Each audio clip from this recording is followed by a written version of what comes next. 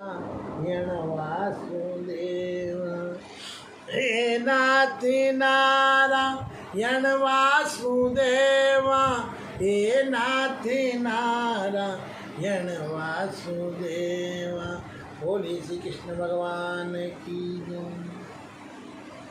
वायु उसकी इच्छा के अनुसार चलती थी, सूर्य भी उसकी रुचि के अनुसार ही तपते थे तथा नक्षत्रों सहित चंद्रमा भी उसकी इच्छा से ही दिखते अथवा नहीं दिखते थे। प्रभु बल के घमंड में भरे हुए खोटी बुद्धि वाले अत्यंत घोर अंधकासुर के भय से आकाश में विमान नहीं चलने पाते थे। कुरुकुल धुंधर वीर अत्यंत भयानक अंधकासुर के भय से सारा जगत ओंकार और वष्टकार की ध्वनि से शून्य हो गया। भारत व पापी उत्तर कुरु और भद्राश्व केतुमाल तथा जम्बूद्वीप के अन्य प्रदेशों पर भी धावा बोला करता था, तो दुर्जय देवता और दानव भी उसका सम्मान करते थे तथा अन्याय ने भूत सर्वदा समृद्ध होने पर भी उसका आदर करते थे। धर्मात्मा में श्रेष्ठ नरेश उसके द्वारा मारे और सताए जाने पर ब्रह्मवादी ऋषि एकत्र हो अंधकासुर के वध का उपाय सोचने लगे।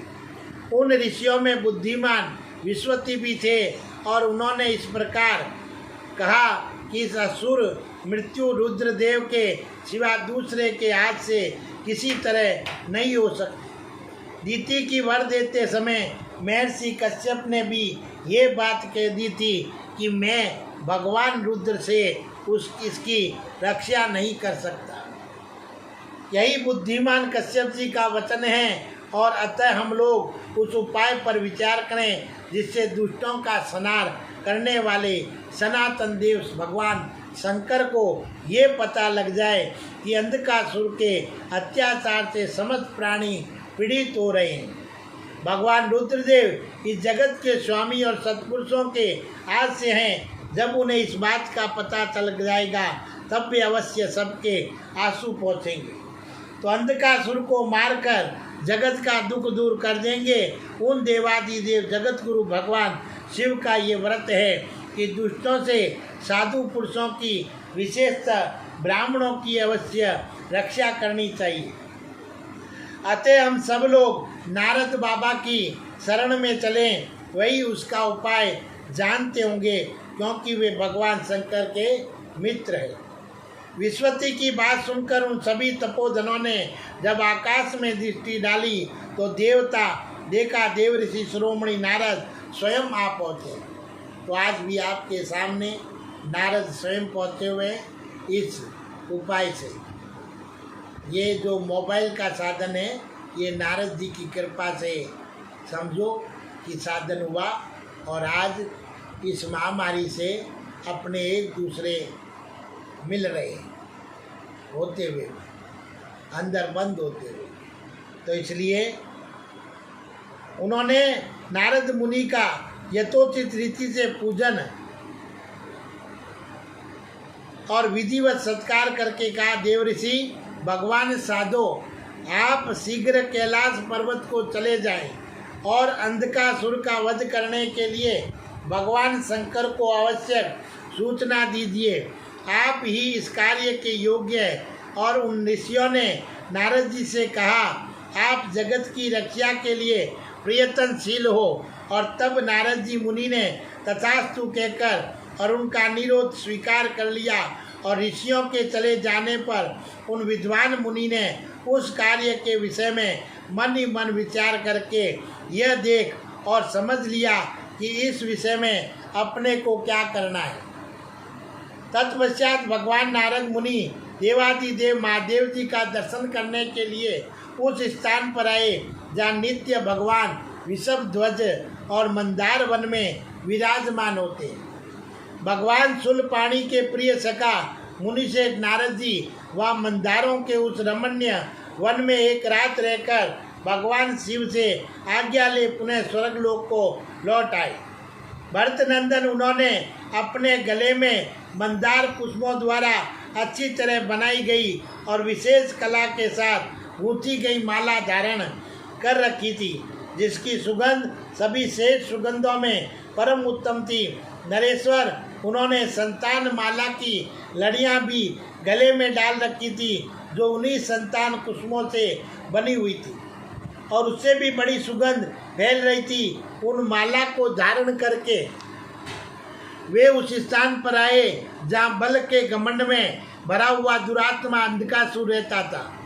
अंधकासुर से नारद जी को देखकर उस उत्तम सुगंध का अनुभव करके महान गंध से भरी हुई संतान पुष्पों की माला पर भी दृष्टि डाली और पूछा, महामुने तपोधन, ये कमन्या पुष्पों की जाति कहाँ उपलब्ध होती है? अजी, ये तो बारंबार अपने सुंदर वर्णों और मनोहर गंधों की पुष्टि कर रही है। स्वर्ग में जो संतान पुष्प उपलब्ध होते हैं उनसे तो ये पुष्प सर्वथा बढ़ चढ़कर है। उन्हें देवताओं के अतिथि नारद, उस वृक्ष का स्वामी कौन है? क्या ये पुष्प वहाँ से लाया जा सकता है? यदि मैं आपका कृपा पात्र हूँ तो आप मुझे इसका पता बताइए। तो भरतनंदन तब मान तप की निधि मुनि से नारद ने अंधकासुर का दाहिना हाथ पकड़कर हंसते हुए से कहा, वीर, पर्वत प्रवर मद्राचल पर 1 इंचानुसार चलने वाला वन है। देखो, नारद जी उस महामारी के पास पहुंच गए और उसका हाथ भी पकड़ लिया। उसका हाथ भी पकड़ लिया और उसी में इस तरह के फूल अजी वह वन साक्षात शूलपाणी भगवान शंकर की सृष्टि है। वहाँ उस वन में महात्मा शिवजी की इच्छा के बिना कोई भी प्रवेश नहीं कर सकता, क्योंकि उनके सेठ पार्षद उसकी रक्षा करते हैं। वे नाना प्रकार के वेश धारण किए भांति भांति के अस्त्र शस्त्र लिए रहते हैं। उनका स्वरूप बड़ा भयंकर है तथा उन पर विजय पाना अत्यंत कठिन है। महादेव जी से सुरक्षित होने के कारण वे सभी प्राणियों के लिए अवध्य है। वह मंदार वृक्षों के बगीचों में उमा सहित सर्वात्मा सर्वभावन महादेव जी नित्य क्रीड़ा करते और अपने पार्षदों के साथ रहते।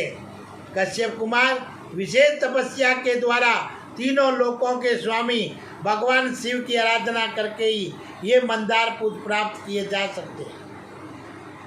वे सभी वृक्ष भगवान शंकर के प्रिय और स्त्री रक्त, मणि रक्त तथा अन्य जो अभिलषित पदार्थ है, उन सबको वे फल स्वरूप से प्रस्तुति करते हैं। अतुल पराक्रमी दैत्य व मंदार वन में न तो सूर्य तपते हैं और न चंद्रमा ही प्रकाश करते हैं। यही गर्भपात है। गर्भ के अंदर षट चक्र का निवास होना और एक अंधकासुर जन्म लेना। वो देवता भी हो सकता है, अंधकासुर भी हो सकता है। तो मंदार वृक्षों से भरा हुआ वह वन स्वयं अपनी प्रभा से प्रकाशित होता है। वहाँ दुख शोक का प्रवेश नहीं है। महाबली अंधक, वहाँ कुछ वृक्ष ऐसे हैं जो उत्तम सुगंध उत्पन्न करते हैं और दूसरे विशाल वृक्ष जल प्रकट करते हैं तथा अन्य वृक्ष नाना प्रकार के सुगंधित वस्त्र प्रदान करते हैं। इतना ही नहीं, उन वृक्षों से भांति भांति के मनोवांछित भक्ष्य, भोज्य, पेय, चौष्य और लेवा आदि पदार्थ प्राप्त होते हैं। अब किसी माता के गर्भ से जो पुत्र जन्म लिया तो उसको पता होता है क्या कि मेरा बेटा डॉक्टर बनेगा, कलेक्टर बनेगा, नेता बनेगा, फलाना राजा बनेगा, मंत्री बनेगा? है, किसी माँ को पता नहीं होता है ना। तो इसी प्रकार अगर माएँ अपने पुत्रों को जन्म देना बंद कर देगी तो कब कौन सा देवता जन्म लेगा, कहाँ लेगा जन्म। इसलिए पुरुष का जन्म है माता पिता और गुरु की आज्ञा, और नारी का जन्म है सास ससुर और पति की सेवा और अपने धर्म की, अपने घर के मंदिर की रक्षा करना। तो निष्पाप वीर, तुम ये समझ लो कि उस मद्रावन में भूख, प्यास, ग्लानि अथवा चिंता भी नहीं पटकने लगती है, क्योंकि गर्भ में बच्चा होता है उसको कोई चिंता नहीं रहती है। चिंता उस माँ को और उसके परिवार वालों को रहती है कि बच्चा सुरक्षित रहे, बच्चा सुरक्षित रहे। तो जैसे उसके कर्म होते हैं वैसे उसको साधन मिलते जाते हैं। तो वहाँ स्वर्ग से कई गुने उत्तम जो गुण दिनों दिन बढ़ते हैं, उनका सैकड़ों वर्षों में भी वर्णन नहीं किया जा सकता।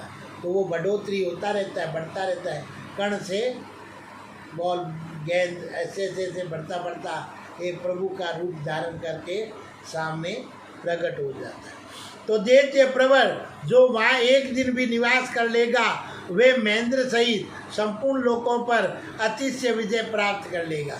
अब इस एक दिन में इसमें रहना, एक दिन रहेगा तो वो आगे दूसरे दिन बढ़ेगा, तीसरे दिन ऐसे करके 9 महीना रहेगा, तो 10वें महीने में वे अवतार रहेगा। तो वह महेंद्र सहित संपूर्ण लोकों पर अतिशय विजय प्राप्त कर लेगा और इसमें संशय नहीं। और वह स्वर्ग का भी स्वर्ग और समस्त सुखों का भी सुख है। मेरे मन का तो ऐसा विश्वास है कि वही संपूर्ण जगत का सर्वस्व सार है। तो बोलिए श्री कृष्ण भगवान की जय।